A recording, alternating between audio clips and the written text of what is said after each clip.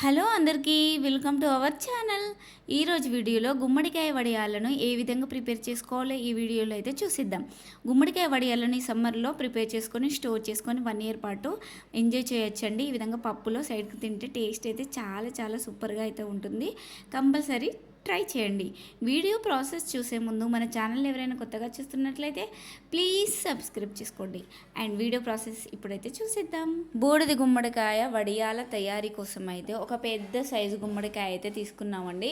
తీసుకొని దీన్ని వాటర్తో చక్కగా నీట్గా వాష్ చేసుకోవాలి. వాష్ చేసుకున్న తర్వాత దీని పైన లేయర్ని ఈ విధంగా వీడియోలో చూపిస్తున్నట్టుగా నీట్గా క్లీన్ చేసుకోవాలి. మొత్తం గ్రీనిష్ పార్ట్ కాకుండా పైన చెక్కు మొత్తం తీసుకోకుండా పైన లేయర్ ఓన్లీ పైన లేయర్ వచ్చేలాగా నీట్గా క్లీన్ చేసుకోవాలి. ఈ విధంగా గుమ్మడికాయ మొత్తాన్ని క్లీన్ చేసుకున్న తర్వాత మళ్ళీ ఒకసారి మొత్తం వాష్ చేసుకోవాలి క్లీన్గా. ఇలా వాష్ చేసుకున్న తర్వాత దీన్ని 2 ముక్కలుగా కట్ చేసుకొని మనకి ఎంత వీలైతే అంత చిన్నగా అయితే ముక్కలుగా కట్ చేసుకోవాలి. అంత చిన్న ముక్కలుగా ఈ విధంగా వెనక గ్రీనిష్ పార్ట్ వచ్చేలాగా మంచిగా క్లీన్గా కట్ చేసుకోవాలి. దీంట్లో గింజలు కూడా యాడ్ చేసుకోవచ్చు, లేకపోతే వేసుకోకుండా పర్లేదు. ఈ విధంగా కట్ చేసుకున్న ఈ గుమ్మడికాయ ముక్కల్ని కొలుచుకోవాలి. ఈ విధంగా ఒక గ్లాస్తో అయితే కొలుస్తున్నానండి. దీంట్లో 4 గ్లాసులకి 4 గ్లాసుల గుమ్మడికాయ ముక్కలకి 1 గ్లాస్ మినపప్పును అయితే తీసుకోవాలి. ఏ గ్లాస్ కొలత తీసుకున్నామో అదే గ్లాస్తో మనము 1 గ్లాసు 4 గ్లాసుల గుమ్మడికాయ ముక్కలకి 1 గ్లాస్ మినపప్పును తీసుకొని నైట్ అంతా నానబెట్టుకోవాలి. ఈ విధంగా పప్పును చక్కగా నానబెట్టుకోవాలండి. ఈ విధంగా ముక్కలన్నిటినీ చక్కగా కొలుచుకొని అదే గ్లాస్తో పప్పును కూడా కొలుచుకొని నానబెట్టుకోవాలి.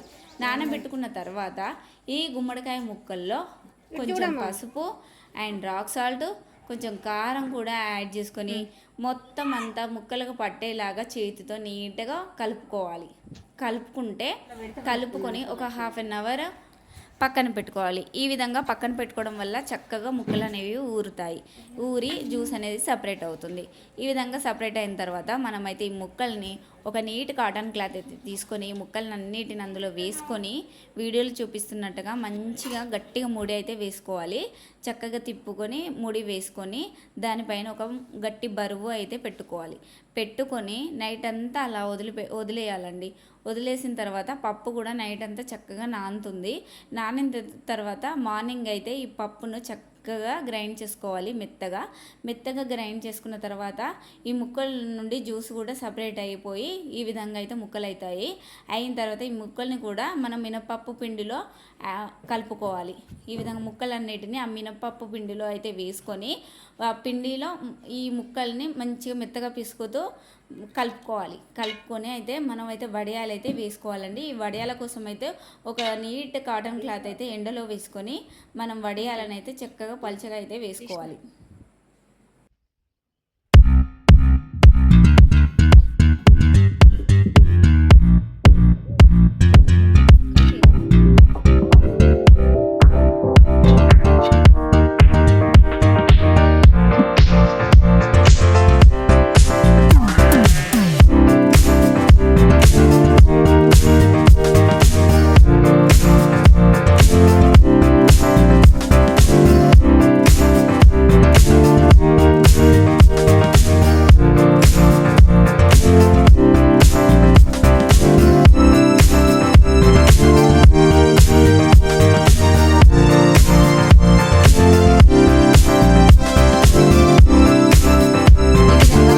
మొత్తం ఆరబెట్టుకోవాలండి చక్కగా ఎండలో 2 రోజులు. ఈ విధంగా చక్కగా ఎండిన తర్వాత మంచిగా గట్టిగా అవుతాయి.